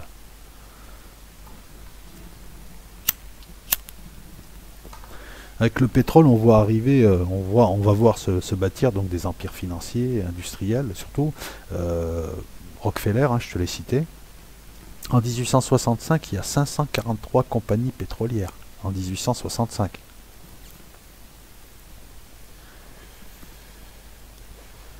Qu'est-ce que je pourrais te dire d'autre? Que la bourse permet d'investir, de faire la guerre et de payer les conséquences de celle-ci? Oui. Les différents cracks, comme le crack 1866 en Espagne, 1873, ça sera d'ailleurs, c'est le premier crack mondial, celui de Vienne en 1873. Il y aura une première crise internationale boursière qui va déclencher une grande dépression entre 73 et 96. Hein, pour la petite histoire, c'est une bulle spéculative immobilière qui chute. Paris est touché, Berlin est touché. Je t'ai parlé du baron Haussmann, ben, il va être inquiété. En Asie, qui est précurseur comme d'hab, hein, Banque de Tokyo 1878, et ensuite Banque de Hong Kong, hein, qui est une place forte financière actuellement, importante, 1891 pour Hong Kong. Cette fin de 19e voit aussi arriver les affaires, le krach de l'Union Générale et l'affaire du Tonkin en 1881, où on a cru que la France avait perdu au Tonkin contre les Chinois, et en fait non. Une mauvaise information, mais donnée de bonne foi, et ça a provoqué un krach. On commence à voir, voilà, après Rothschild, on commence à voir l'importance de l'information, l'apparition d'une sorte de délit d'initié. Qui dit information dit support. Celui qui a l'information le plus rapidement sort le mieux. C'est surtout l'affaire du canal de Panama. Alors, en France, on a, surtout avec l'impulsion d'Émile Ollivier, Premier ministre de Napoléon III, on a l'Empire, donc de 1851, mais surtout 1860, et après l'Empire, la Troisième République, qui seront hyper affairistes. Encore une fois, Zola, Maupassant et d'autres encore te décrivent cette situation. Et on a tout un tas d'affaires. L'affaire du canal de Panama, un gâchis. Ah oui, concession française, Ferdinand de Lesseps. Et à un moment donné, on s'aperçoit que ça coûte beaucoup plus cher. La compagnie de Panama est liquidée. Tu as 85 000 actionnaires et obligataires qui sont ruinés. Tu as des hommes politiques corrompus qui se suicident. Tu as même un ministre des Travaux publics, Charles Bateau, il me semble, hein, Bayot, qui fait 5 ans de prison. Les USA, ces petits malins, rachètent la concession et finissent en 1903, ils finissent le canal et on fait beaucoup d'argent. Et alors où je te parle, le canal, c'est... tu sais que, par exemple, le détroit de Malacca, le canal de Suez, le canal de Panama, si jamais le pays qui les tient le bouche, il y a une coalition internationale qui va le déboucher. Hein. C'est un droit inaliénable, lié, encore une fois lié, par le transport. Il ne faut pas arrêter ces liens, qui sont des veines. Si le capitalisme est un grand corps, l'argent est son sang, et ces liens sont ses veines. Le reste des nutriments, les marchandises. 1890, les USA créent le Dow Jones. C'est le premier indice entièrement industriel, puisqu'il se base sur les 20 ou 40 premières entreprises industrielles. On a encore une bourse qui est dans le réel. Par contre, les sociétés industrielles sont encore mal représentées par les bourses. Les investisseurs découvrent que les bourses peuvent gagner sur les technologies et les marques et décident de s'investir dans les industries. Les USA deviennent premiers producteurs d'acier en 1900. 10 millions de tonnes. Fois 8. Ils ont multiplié par 8 leur production. L'acier qui frappe le reste, les ponts, les boîtes de conserve, civilisation de l'acier et de ses dérivés. Même si maintenant on est plus dans l'aluminium et de l'acier, je peux te dire, les bateaux, les hauts fourneaux, il y a un tas de trucs qui est fait en acier. C'est la conquête de l'Ouest encore par le train cette fois. On veut relier et on relie l'Est à l'Ouest. La bourse donc se lie aux industries. Elle n'est pas seulement là pour drainer et spéculer, elle va servir l'industrie comme elle a servi le chemin de fer, qui est aussi une industrie. Enfin, on se comprend. Et comme je te l'ai dit, le XXe siècle, sur un plan arithmétique, il arrive, mais on est encore là. Hein. Troisième République s'écroule en 46, je crois, hein, en France par exemple. Voilà, c'est pas en 1900, boum, changement de roi, changement de régime. Non, non, non. Peut-être Victoria qui va décéder, mais bon, en 10 ou en 14. Là, encore une fois, je te mettrai ça en incrustation. Le XXe siècle, donc l'économie, la croissance mondiale est en expansion. On est déjà donc à la deuxième révolution industrielle avec l'électricité, l'automobile qui arrive, il y a une intense spéculation, une nouvelle panique bancaire aux USA en 1907 quand la bulle se dégonfle. Après avoir spéculé sur l'électricité et l'automobile, les marchés européens sont puissants et eux peuvent absorber le choc. La place de Paris devient un carrefour mondial. Les investisseurs français s'exportent, commencent à s'exporter. On a l'apparition du marché à terme, du marché au comptant, de tout un tas de marchés boursiers. Je ne rentre pas dans le détail parce que ce n'est pas important pour le sujet étant le capitalisme, mais tout un tas d'outils qui se créent une nouvelle fois. Des outils cette fois techniques. Bourse de Paris. La Bourse de Paris dans les années 20, c'est un grand marché obligataire international. Mais l'autofinancement reste le mode dominant des entreprises françaises encore. On est conservateur. Tiens, l'un des délits d'initiés, l'un des premiers délits d'initiés, c'est 1910, le scandale Marconi. Marconi qui est un grand inventeur, celui de la TSF. Après, dans les années 20, et là on est en 1900, après la Railway Mania, on a la Mégawatt Mania boursière. On a la houille blanche cette fois, la bourse de Lyon par exemple, qui permet à la houille blanche de se développer. Lyon étant la capitale de l'hydroélectricité. On a des bourses régionales qui capitalisent de plus en plus aussi. Alors, on a toujours le second marché, on a, excuse-moi, encore les bourses régionales, hein, alors où je te parle. C'est les années folles, c'est l'âge d'or du capitalisme. Voilà, il a la quarantaine, il se la donne grave. Jusqu'en 14. D'ailleurs, jusqu'en 14, le chemin de fer et le bancaire pesaient plus de 50% de la capitalisation boursière encore. 22% en 1928. Donc tu vois, elle se lie progressivement aux autres industries. Loi fiscale de 1917 qui généralise la pratique des amortissements comptables. Ça encourage encore d'autres investissements puisque ça dégage des sommes. Des investissements dynamiques liés à l'industrie. Et la bourse se met à jouer aussi la société de consommation, le textile à l'investi. Voilà, la bourse permet de drainer de l'argent pour développer les secteurs textiles, le cinéma, la chimie, l'automobile, l'agroalimentaire, tout ce qui va faire la vie de tous les jours. Hein, l'habillement, les loisirs, la plupart des produits sont issus de la chimie ou de la pétrochimie, les déplacements, la bouffe.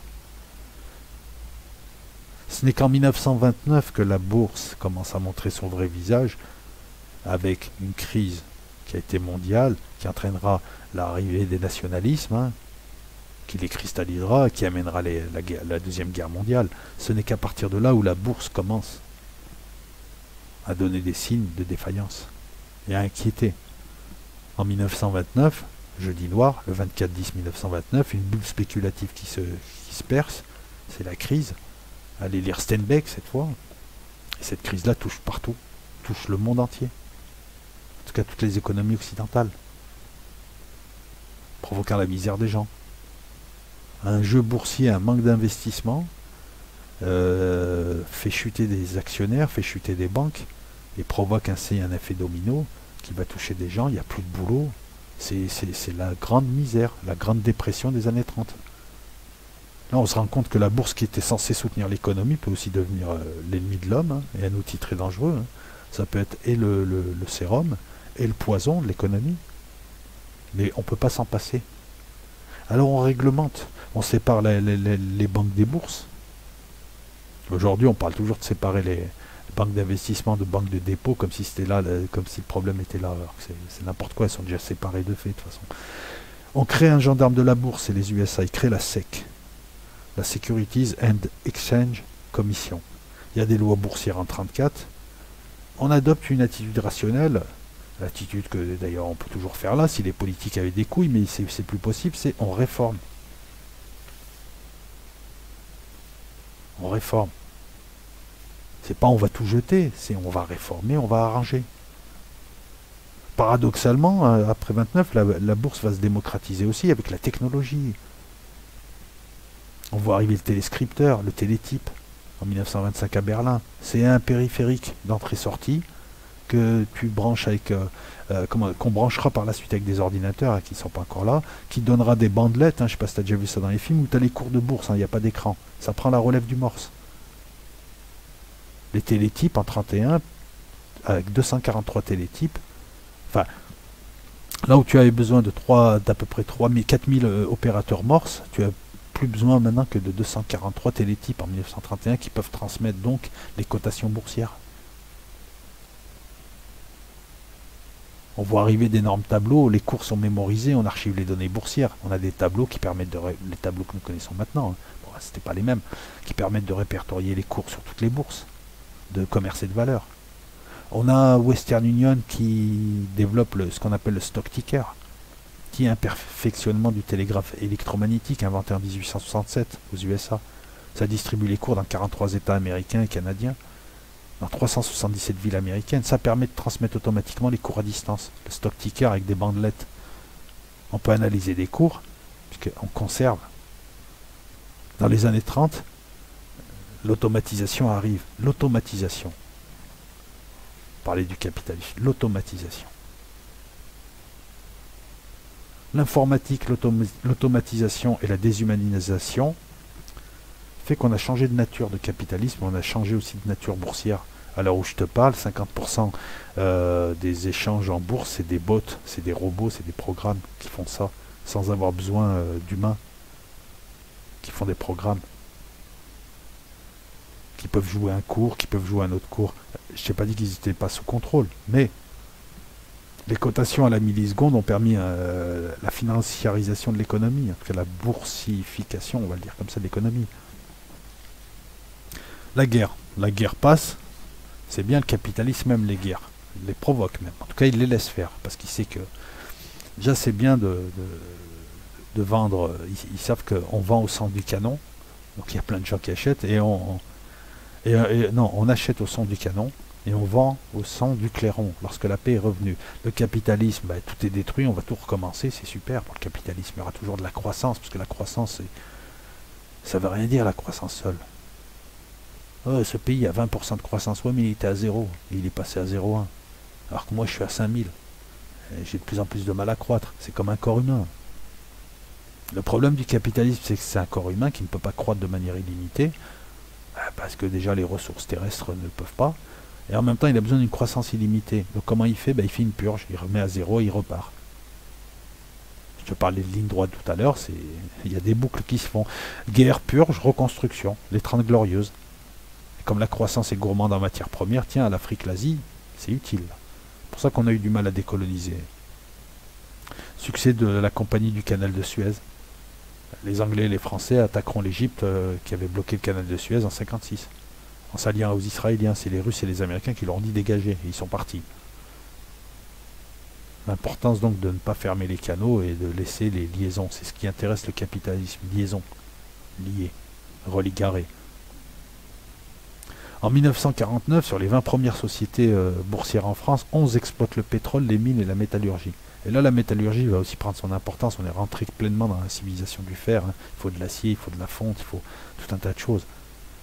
Moi, je peux te citer des grosses boîtes qui ont profité de ça. Air Liquide, Saint-Gobain en France, Michelin, Usinor, qui fait de l'acier inoxydable, qui est un procédé d'Eugène Perrin. Voilà, procédé Eugène Perrin, qui permet l'acier inoxydable, ça aussi, l'acier qui ne rouille pas.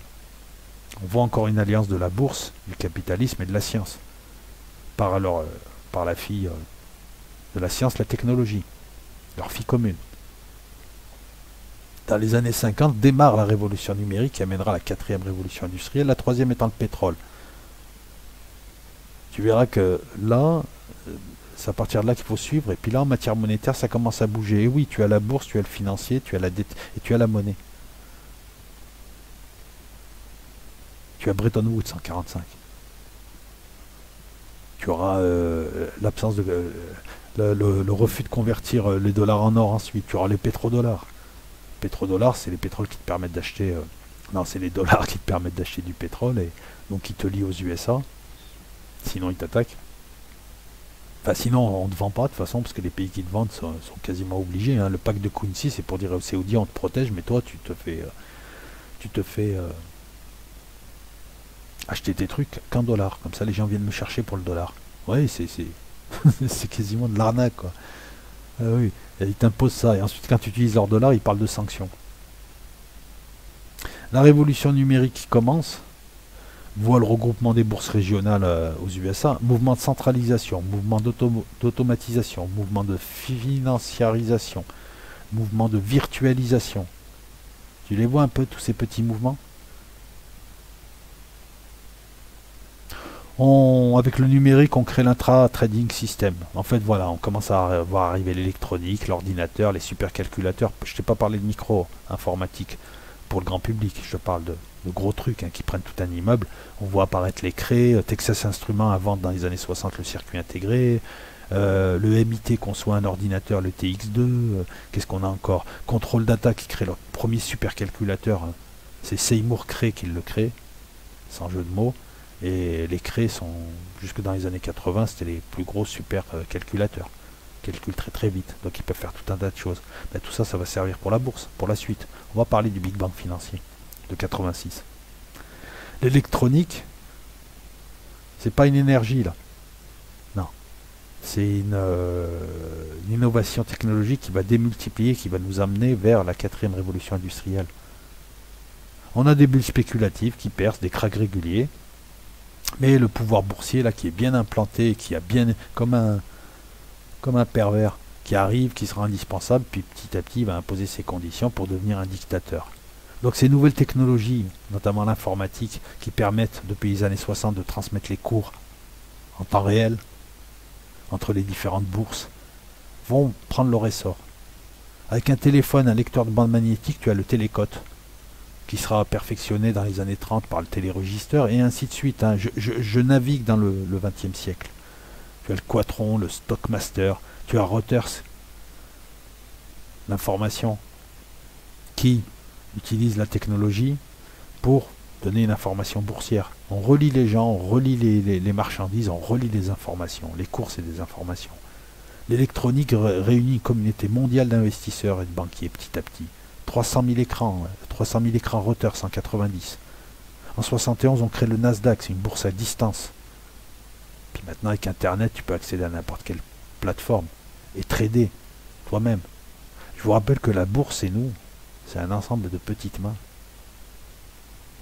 Aujourd'hui. Voilà. Le Satan qu'on est en train de créer, c'est un ensemble de petites mains. Satan qui n'est pas la bourse. La bourse, c'est juste un bout. On va voir arriver dans les années 80 l'ultralibéralisme, Friedman, l'école de Chicago, et ben les mecs qui peuvent affamer toute une population pour la mettre au service de l'économie et non l'inverse. La libre circulation, concurrence pure et parfaite, pas d'intervention de l'État, si t'es pauvre, ben t'as qu'à te bouger le cul, les salaires ils sont ajustés par le marché, c'est le marché le grand dieu, c'est leur dieu, le marché, Mamoun, le fils de Satan. On a, voilà, Londres créera en 86 son système. Alors, on a ce qu'on appelle un Big Bang financier qui démarre à Londres. Londres perdait du terrain par rapport aux autres places financières. Et l'Angleterre doit absolument être en tête pour tenir. Parce que dans son pays, il n'y a que ça. C'est schématique, hein, mais il n'y a que ça. Il n'y a plus d'industrie. Thatcher va défoncer les mineurs anglais. L'Angleterre, petit à petit, ça sera un réservoir de population proposé aux multinationales. Londres, la City, doit redevenir numéro 1. Donc il y a un Big Bang financier, un ensemble de mesures qui libéralisent ou enlèvent les contraintes qui cernaient la bourse anglaise, et on a l'informatisation qui est possible dans les années 80. C'est plus genre de bandelettes, le télégramme, un écran pourri des années 60. Non, non, on a informatisé. On a informatisé la bourse et on a des cours aux millisecondes. Ce qui veut dire que là, tu peux spéculer. Tu peux acheter à telle milliseconde. Écoute, alors je te parle aujourd'hui, tu as des gens en France qui, au lieu d'être sur YouTube, passent leur journée sur leurs écrans, achètent 3 millisecondes après à revendu. il fait des petits profits sur plein de titres. Des petits traders. Tu peux le faire toi aussi si tu t'y connais. Et ils font leur journée comme ça. Il va acheter un titre et il sait qu'à un moment donné, par exemple, tu as des mouvements techniques, tu as des cotations à la baisse à certains moments parce qu'il y a des prises de bénéfices, tu as des choses qui se font automatiquement en maîtrisant rien que ça et deux trois trucs, en travaillant, hein, les gars, c'est pas non plus des, c'est pas j'achète de la crypto et je regarde le cours, hein, ils maîtrisent un petit peu. Avec un logiciel, ils peuvent spéculer, ils achètent et ils vendent, acheter et vendre très vite quand ça monte. Et ça joue sur des micro-points. Bah, ça, c'est le Big Bang financier de Londres qui sera suivi en France. Et ça, on y a tous assisté, en tout cas pour les quarantenaires et au-delà. En 87 en France, la bourse a été informatisée. Informatisation, virtualisation, numérisation. On se déconnecte de plus en plus du réel. Et là, c'est les spéculations. Là, c'est les junk bonds des années 90, les actions pourries. Enfin, les actions pourries. Dans les années 80, on voit arriver les exigences de rentabilité, les fonds de pension, c'est-à-dire les retraites de tout un tas de gens qui sont mis en bourse au lieu d'être mis sous forme d'obligations, qui sont investis dans différents titres. Ça n'a pas manqué en 1987, premier crack, après ce Big Bang financier. Là, on vient de passer à la sénilité, à la maladie. C'est le début du cancer, là. Le crack de 87 en octobre, la folie des junk bonds, obligations pourries, obligations à haut risque, parce qu'elles sont spéculatives. C'est des obligations où on t'annonce un rendement de 25%, de 30%. Les années 90 verront la dématérialisation. On voit d'abord la titrisation. Tout devient titre. Une dette devient un titre boursier. Tout peut être mis à la bourse. Tu peux mettre ta femme à la bourse, ta voiture, tout est titrable. Et petit à petit, on voit la dématérialisation. C'est-à-dire, on a de moins en moins le contrôle. Tout est sur des écrans d'ordinateur, c'est le système, c'est la bourse. Ce démon fait de plein de petites mains qui va contrôler. Dématérialisation des titres. On t'amène toujours ça comme une innovation, comme une utilité, comme une économie, mais tu t'aperçois que finalement, c'est une perte de plus en plus de ton contrôle, du contrôle que tu as sur ton économie. Et on voit arriver de plus en plus, enfin on voit grossir de plus en plus des dettes publiques aussi. Le monétaire, les banques centrales. On le verra notamment dans les années en 2002, à partir de 2002, en Europe, tu n'as plus ta monnaie. Et tu ne diriges plus la monnaie. C'est pas toi qui l'émets, c'est pas toi qui décides des volumes, etc., etc. Et tu dois avoir, et tu ne peux plus donc couvrir tes dépenses. Si tu veux, par exemple, la France, pendant jusqu'à 2002, mais surtout, non, jusqu'à 73 et la loi de 73, il faut en parler aussi. Je t'en parlerai tout à l'heure. La France, lorsqu'elle avait besoin de liquidité, elle demandait au Trésor, la Banque de France demandait au Trésor, le Trésor demandait à une certaine usine, il te faisait tant, il faisait le marché de la planche à billets, on créait des francs. Et on payait avec ça les gens. Ça a permis de créer les réseaux ferrés, oui, comme la bourse, mais la France aussi a pu construire, l'État français, et non pas des compagnies privées, a pu construire toutes les grandes infrastructures d'après-guerre en utilisant ce levier monétaire. Je crée de la monnaie. Cette monnaie-là, de toute manière, il y a de plus en plus de gens et c'est la croissance. Je n'aurai pas à la retirer. Ça fera une petite inflation parce qu'il y a plus de monnaie, certes, mais cette monnaie-là, elle va rester en France. Ça va être des salaires, ça va être des choses qui vont tourner. Ça fera juste grossir mon marché, mon économie. J'en retirerai une partie, mais pas tout. Et je me développe. C'est pas la planche à billets, je crée pour acheter le monde, comme aux USA.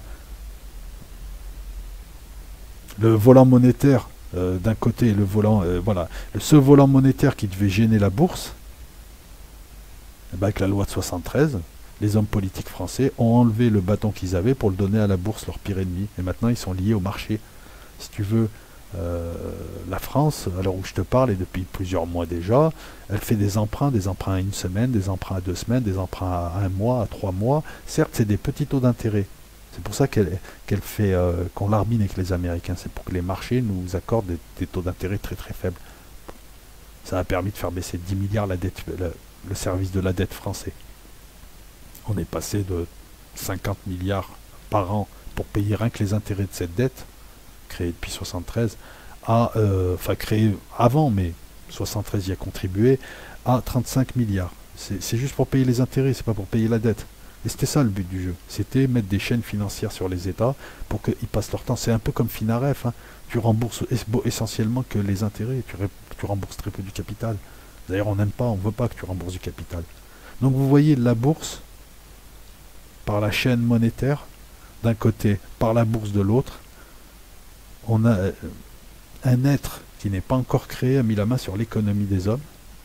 Et ce qui devait aider les hommes, c'est retourné contre eux. C'est un petit peu, voilà, c'est Mickey l'apprenti sorcier, c'est, je sais pas, c'est ton robot qui se retourne contre toi, c'est ta créature qui se retourne contre toi. Et la dématérialisation accentue ça, parce qu'après avoir pris le contrôle des États, on prend le contrôle des gens. Et la crypto, là-dedans, c'est ça. La crypto, c'est pour t'habituer à être dématérialisé. Le mec qui me dit que la crypto est un système alternatif, il n'a rien compris. Dis-moi plutôt, je veux faire un peu d'argent et j'en ai rien à foutre, je suis pas un anticapitaliste, je te respecterai. Je respecte. Mais ne me dis pas je suis anti-système et tu spécules. C'est exactement ça. On t'apprend à plus avoir de monnaie, on crée de la valeur, on met des zéros. Demain, j'ouvre un compte. Voilà, demain, j'ai la gestion des comptes du monde, je vous mets à tous 3 milliards. Tiens, la Sylvain Durif. Mais ça veut rien dire. L'argent, il doit être basé sur une réalité. Parce que si on a tous 3 milliards, c'est comme si on avait tous zéro. Et puis de toute façon, les ressources ne sont pas illimitées. La loi de 73 a enlevé à l'État l'un de ses pouvoirs régaliens, les différents traités politiques, parce que tout est lié. Voilà, quelque chose est en train de se créer qu'on appelle l'intelligence artificielle. Elle utilise la domotique, elle utilise la 5G, elle utilise l'informatique, grâce à ce que le capitalisme est en train de créer Satan. La bourse lui a permis de mettre la main sur les États, la banque lui a permis de mettre la main sur les États, la monnaie lui a permis de mettre des chaînes, c'est Babylon System, c'est du vampirisme, des chaînes que sont la dette à cause de la monnaie qu'elle ne peut plus créer. De l'autre côté, elle dépend d'investissement, elle dépend de la bourse, on l'a dirigée vers la bourse. Et l'IA a besoin de contrôler les peuples, on dématérialise, et on a le contrôle de la monnaie, puisque la monnaie, c'est nous qui la gérons. Il n'y a plus de monnaie papier, il n'y a plus de monnaie billet, il n'y a plus rien. Voilà. Ça a commencé dans les années 80 avec les portefeuilles électroniques pour habituer les gens, et puis petit à petit, puis la carte bleue qui s'est un petit peu libéralisée. On l'offrait à l'époque, on l'offrait. Maintenant, tu payes, tu sais pas pourquoi d'ailleurs, parce que tu n'as plus d'argent sur ton compte, mais bref. Et là, le coup de massue, c'est 2009-2010, un certain, je ne sais plus quoi, et en fait, c'est pas un type, c'est un ensemble de types qui auraient créé la crypto-monnaie, le Bitcoin. Et bien sûr qu'au départ, ça fait alternative, tout ça, mais demain, attends, comment tu peux me dire que tu as une monnaie qui n'en est pas une, elle n'a plus d'utilité, tu ne peux rien acheter avec, tu ne peux même pas thésauriser avec, c'est pas de l'or, tu peux pas valeur refuge, l'utiliser comme valeur refuge. Tu peux pas, tu n'as aucun accès dessus, elle n'est pas matérialisée, elle est sur une plateforme, c'est le système demain, voilà, on l'a vu avec IDAX, hein, le type il se barre avec les clés du truc, il n'y a plus rien. Avec l'énergie du système, qui vit avec l'énergie du système, qui à un moment donné, à l'entrée ou à la sortie, tu vas être obligé de passer par la banque. Comment tu peux me faire croire que la crypto-monnaie est... Voilà, et même la blockchain, et demain il n'y a pas de courant, il n'y a pas de blockchain, demain tu n'as pas d'ordinateur, tu n'as pas de blockchain. La blockchain, c'est zombie la blockchain. La blockchain, c'est incarner un stylo, la blockchain, ça c'est bien. Puis de toute façon, c'est le truc pour t'amorcer. Comment tu peux me faire croire donc que c'est une monnaie anti-système? Et aujourd'hui, on a des tokens, c'est même pas le bitcoin, c'est des tokens, c'est de la crypto de crypto. Token ERC, c'est quoi? C'est de la crypto basée sur l'Ethereum qui est basée sur le bitcoin et hop, hein, qui est basée sur l'euro.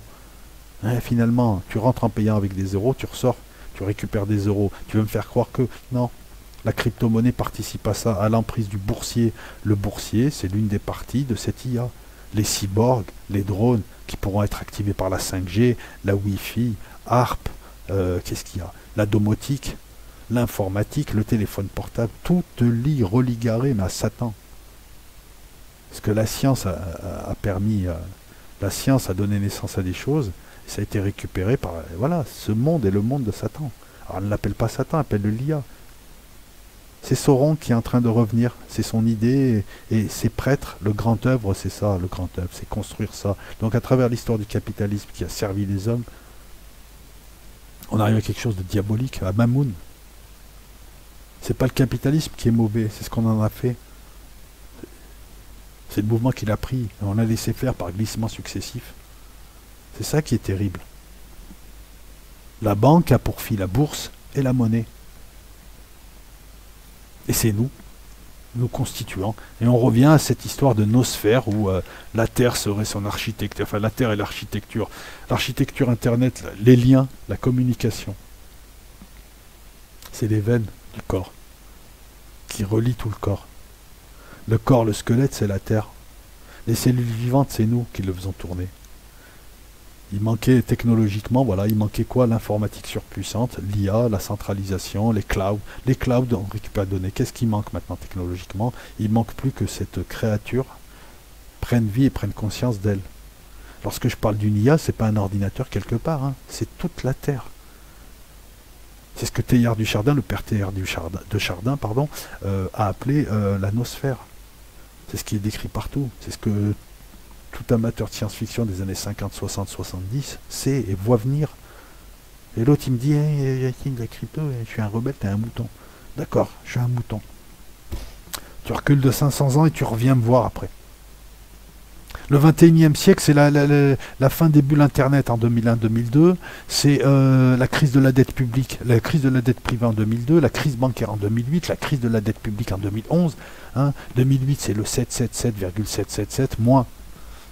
On a un effet domino. Il y a le trading haute fréquence, cotation au millième de seconde qui permet la spéculation. La bourse est en train, enfin c'est même pas, est diabolique. Le système il est de plus en plus contrôlé par des robots informatiques.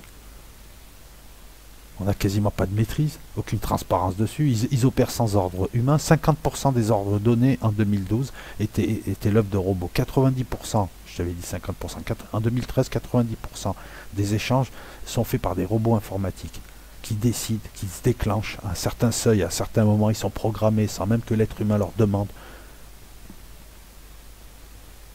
Tu vois que l'IA elle existe déjà un petit peu sous sa forme boursière. Après tu as son autre forme. Hein. Google, Facebook, toutes ces entreprises qui ont créé des réseaux sociaux pour récupérer toute l'information de la Terre, pour la mettre dans une grande mémoire, pour qu'à un moment donné, avec les bons logiciels, surtout avec les bons algorithmes, les bons processus, on crée. Il restera quoi? Il restera juste à donner vie à quelque chose qui n'aura plus besoin de personne après, qui prendra conscience d'elle, qui aura sa mémoire, son infrastructure, son corps et ses cellules, nous. Dans 2001, l'Odyssée de l'espace, à la fin, l'enfant à naître, qui est au-dessus de la Terre et qui regarde la Terre, il regarde son corps. Et cet enfant-là, qui a annoncé, c'est lui. C'est lui le fils du... C'est lui Satan. Cet antéchrist. Mais symboliquement, on t'indique ce que je suis en train de t'indiquer là. Oui, il y aura des représentants, il a ses prêtres. Hein, et tous ces gens-là qui font des messes noires, des trucs et tout, non, c'est qu'ils sont liés au marché, ils ne le voient pas. Leur religion, c'est le marché. Quand je mettrai son nom en incrustation, Ben Branké, enfin l'ancien responsable de la fête, te disait je fais le travail de Dieu, tout est dit. Quel Dieu on parle? Tout est lié, hein, tu vois. La monnaie, bah c'est simple, la monnaie, de plus en plus, on l'a découplée de l'or, on l'a découplée de l'argent, on l'a découplée ensuite, dans les années 70, le dollar finalement n'était plus couplé à l'or, n'était plus convertible, et petit à petit on a dit, ah bah les monnaies elles sont relatives, hein, elles sont cotées en fonction les unes des autres, mais c'est toujours relatif à l'économie, et petit à petit aujourd'hui, à l'heure où je te parle, les monnaies ne sont plus couplées à aucune réalité, si ce n'est celle de la bourse, j'achète, je vends. Alors oui, tu vas me dire, oui, mais attends... c'est aussi en fonction de la demande. Oui, d'accord, oui, c'est vrai. Mais c'est plus basé sur quelque chose de tangible. Même si certains pays veulent installer une monnaie comme les Chinois ou les Russes, basée sur de l'or ou sur d'autres métaux, basée sur une réalité concrète, sur quelque chose, les monnaies, pareil, elles ont été virtuelles. Elles sont allées dans le virtuel. Elles ont servi à servir les peuples. Et on a tout ramené vers la bourse et la banque. Qui est acteur en bourse et qui dirige, plus ou moins. Oui, et les sociétés de courtage, je les assimile aux banques. Tu vois, les différents mouvements hein, vont tous dans un même sens. Un être est né avec la bourse d'aujourd'hui, sans conscience ni remords, Mais grâce à l'informatique, grâce à l'électricité, elle n'a plus besoin de charbon. Il y a besoin de charbon et de pétrole pour faire tourner ensuite son corps. Hein, voilà, son métabolisme. Fille de la science, fruit de la technologie, de l'économie, de la banque, mais bon voilà. C'est pour ça que les cryptos, et surtout les gens qui n'arrivent pas à avoir un truc aussi évident que ça, que les cryptos t'amènent vers la dématérialisation, après la titrisation, la virtualisation. On va, voilà, Et ce qu'on peut voir, c'est que la bascule est faite maintenant. Puisque les seuls qui peuvent changer cela, déjà on a du mal à convaincre des gens sur YouTube qui se prétendent rebelles. Alors qu'est-ce qu'on va convaincre des hommes politiques qui ont été installés par le pouvoir financier, par Satan. Le Satan qui n'est pas encore arrivé. Qui sera l'IA général, qui dirigera tout, hein, qui couplera le bancaire, enfin le boursier bancaire, hein, qui seront fusionnés, le financier, qui va le coupler au militaire, qui va le coupler à la surveillance. Et voilà, et nous on sera au milieu, et voilà, et c'est nous qui faisons tourner tout ça. Là, la bascule est faite. Il y avait un lien entre l'économie et l'homme, le capitalisme et l'homme. Le capitalisme a permis la prise de possession par Mamoun, par la bourse, par le financier. Le financier qui au départ devait aider l'économie qui était faite surtout sur la base de commerce, on a vu arriver l'industrie. Tu vois, voilà, la boucle est bouclée. On a eu petit à petit une bancarisation, puis une financiarisation de l'économie, et maintenant on est dans la dématérialisation totale, et demain on va me dire, Bob Marley il a acheté du Cestrel. La monnaie, ben, je viens de t'en parler. Qu'est-ce que je pourrais te rajouter d'autre? Ben écoute, je pense t'avoir tout dit. Donc je vais mettre les illustrations, c'est, voilà, on a fait plus ou moins mon histoire du capitalisme, hein. J'ai pas pu parler de tout. Ce qui était intéressant, c'était surtout le mouvement, les structures, et ce que moi je vois, parce que là je te donne mon analyse. C'est une analyse perso, c'est pas voilà, c'est pas quelque chose que j'ai lu. C'est au fur et à mesure que j'écrivais, je voyais clairement les structures apparaître devant moi, les liens, et surtout le grand dessin, l'objectif final. Et tu as l'impression que toute l'histoire de l'humanité, c'est pour arriver à cet objectif, quel que soit le domaine qu'on examine. Que ce soit l'économique, le politique, le militaire, tout a été fait pour centraliser pour quelque chose qui va apparaître. Et il ne manquait que la technologie qui apparaît, qui s'installe, qu'on nous vend comme Internet. Internet, c'est le grand collecteur, entre autres, hein, ça crée des marchés. Et oui, la 4e révolution industrielle a créé un marché, un autre marché. La Terre a été explorée, ben on va créer le cyberespace, dans lequel les mêmes gens vont se retrouver, en tout cas une partie, et on créera une nouvelle économie. Et au final, Internet amène la dématérialisation, la virtualisation, le je paye en crypto, je paye en carte bleue. Ça nous prépare encore à ça. Ça a permis de récupérer tous les renseignements sur nous, quels qu'ils soient. Pour ce grand corps auquel on appartient.